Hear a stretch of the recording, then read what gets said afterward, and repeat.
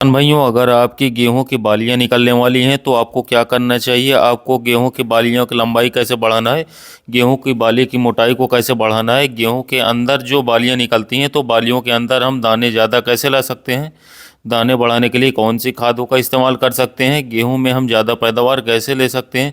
क्योंकि अभी वो अवस्था चल रही, क्योंकि हम इस अवस्था पर ध्यान नहीं देंगे तो बाद में हम चाहे जो कर लें हमें उतना ज़्यादा लाभ नहीं मिलेगा। किसान भाइयों, कृषि मित्र चैनल पर आप सभी लोगों का स्वागत है। किसान भाई, आज की वीडियो में हम गेहूं की पैदावार को कैसे बढ़ा सकते हैं, गेहूं की बालियां निकलने वाली हैं, बालियां निकलने से पहले हमें क्या करना चाहिए, इसके साथ साथ हम ये भी बताएंगे कि बालियां निकल आई हैं तो क्या करना चाहिए जिससे आपको गेहूं में अच्छी और ज़्यादा पैदावार मिल सके। तो चलिए ज़्यादा समय नहीं लेते हैं, वीडियो को स्टार्ट करते हैं। सबसे पहले किसान भाइयों, हम बात करते हैं कि आपकी बालियां भी निकलने वाली हैं, तने के अंदर आ गई हैं। अगर आपकी गेहूं की फसल गबोड़ अवस्था में चल रही है तो आपको क्या करना चाहिए। सबसे पहले कुछ सावधानियां जानेंगे और उसके बाद जानेंगे कि कौन सी खादों का इस्तेमाल किसान भाई इस अवस्था पर कर सकते हैं। अगर बात करें सावधानियों की, सबसे पहले और सबसे बड़ी सावधानी होती है सिंचाई के ऊपर। किसान साथियों, गेहूं की फसल जब लगभग 65 से 70 दिन के आसपास की हो जाती है तो हम गेहूं में तीसरा पानी लगाते हैं। तीसरा पानी आपको सही समय पर लगाना है, क्योंकि गबोड़ अवस्था वह अवस्था होती है कि जब बालियों का निर्माण आपके तने के अंदर चालू हो जाता है।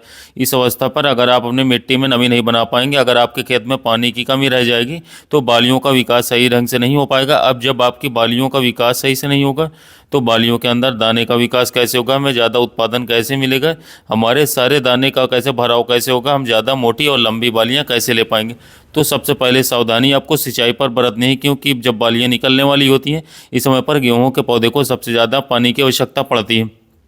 तो खेत में बराबर नमी आपको बना करके रखना है, लेकिन बहुत लंबे समय तक पानी नहीं भरना है।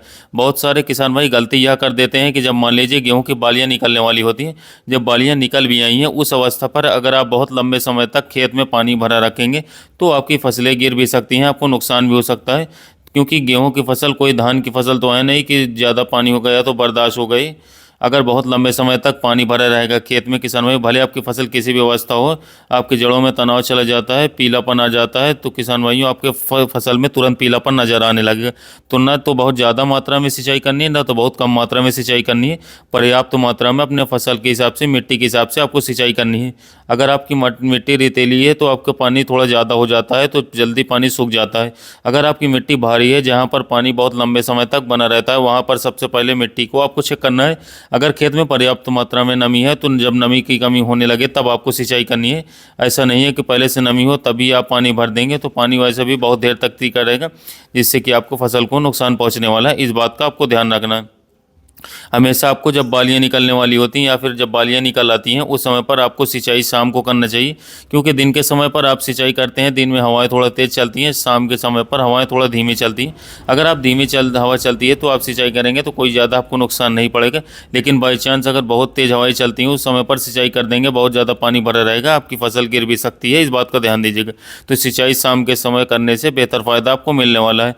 इसके साथ साथ ये तो हमने सावधानी दी। अब बहुत ज़्यादा किसान भाई गलती यह करते हैं कि हमें जो खादें बाली निकलने से पहले डालनी चाहिए वो खादें हम बालियाँ निकलते समय डाल देते हैं। ऐसा नहीं करना है किसान साथियों। मान लीजिए जब गबोड़ अवस्था आती है, बालियाँ तने के अंदर बनना चालू हो जाती है, शुरुआती अवस्था में आपको एक NPK डालना होता है, जिसको हम NPK 0.34 के नाम से डालते हैं, जिसमें 52% फास्फोरस और 34% फास्फोरस पाया जाता है। इसके इस्तेमाल से बालियों का विकास सही ढंग से हो पाता है, बालियों का निर्माण सही ढंग से हो पाता है। लेकिन इसका इस्तेमाल, इसका फ़ायदा तभी मिलेगा जब बालियाँ बनते समय इसका इस्तेमाल करेंगे, ना कि जब बालियाँ निकलना चालू हो तब। क्योंकि जब बालियाँ निकलना चालू होती हैं तो बालियाँ हमारी संपूर्ण रूप से बन जाती हैं, तो निकलना ही बाकी रहता है। उस अवसर पर मान लीजिए आप ये खाद डालते हैं तो उसका कोई विशेष लाभ आपकी फसलों पर दिखाई नहीं देगा। तो इसलिए बेहतर है कि जब आपके पौधे में थोड़ा सा तने में गोलाई आने लगे, तना आप बीज से तोड़कर देखेंगे तो बहुत छोटी सी बालियों का निर्माण चालू होता है। वही सबसे अच्छी समय होता है इन गेहूँ की फसल में NPK 0.34 के इस्तेमाल का। तो NPK 0.34 बालियाँ निकलने से पहले डालना है, और इस NPK की डोज आपको 1 किलोग्राम प्रति एकड़ डालना है। 120 लीटर पानी में घोलकर स्प्रे करना है, 1 एकड़ के लिए पर्याप्त होता है। अब जब NPK 0.34 डालते हैं तो इसी अवस्था में आपको दूसरी चीज़ डालनी होती है, बोरॉन।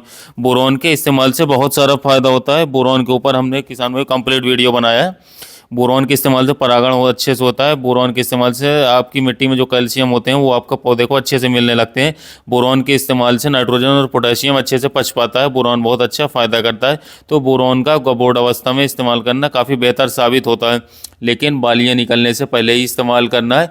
तो आप जब NPK 0/34 1 किलोग्राम प्रति एकड़ डालते हैं तो उसी अवस्था में किसान भाइयों बोरॉन जो 20% वाला आता है, इसकी लगभग 100 ग्राम मात्रा प्रति एकड़ के हिसाब से आपको खेत में डाल लेना है। इसके साथ साथ किसान साथी, कई बार हमने देखा है जब हमारी फसल में बालियाँ निकलने वाली होती हैं, किसी भी कारणवश इस अवस्था में पीलापन आ जाता है, नाइट्रोजन की कमी अगर आपको दिखती है, तो यहाँ पर नाइट्रोजन की पूर्ति के लिए यूरिया भी 1 से 2 kg मिलाकर के स्प्रे कर दे सकते हैं।